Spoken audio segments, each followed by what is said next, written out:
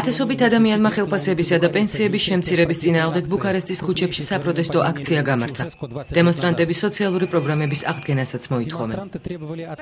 მე 40 წელი ვიმუშავე, ახლა კი უნდათ რომ პენსია 15%-ით შემიმცირონ, როგორ უნდა ვიცხოვრო. აქციის მონაწილეებმა თავიანთი მოთხოვნები ბანერებით გამოხატეს. მან გადაიხადოს, ვინც 20 წლის განმავლობაში ქვეყანას ძარცვავდა და ანგრევდა. ხელისუფლება აცხადებს, რომ იძულებულია ეს ზომები მიიღოს, რათა საერთაშორისო სავალუტო ფონდის მორიგი ტრანში 20 მილიონიანი კრედიტი მიიღოს. სავალუტო ფონდის წარმომადგენლები კი აცხადებენ, რომ რუმინეთს შეეძლო სხვა ვარიანტებიც გამოიყენებინა. პენსიებისა და ხელფასების შემცირების გადაწყვეტილება კი დამოუკიდებლად მიეღო. პროფესიული კავშირების მიერ ორგანიზებულ მანიფესტაციაში მონაწილეობა ჩინოვნიკებმა, მასწავლებლებმა, ექიმებმა და საბიუჯეტო სფეროს სხვა წარმომადგენლებმა მიიღეს. პროფკავშირები იმუქრებიან, რომ 31 მაისს საყოველთაო გაფიცვას დაიწყებენ.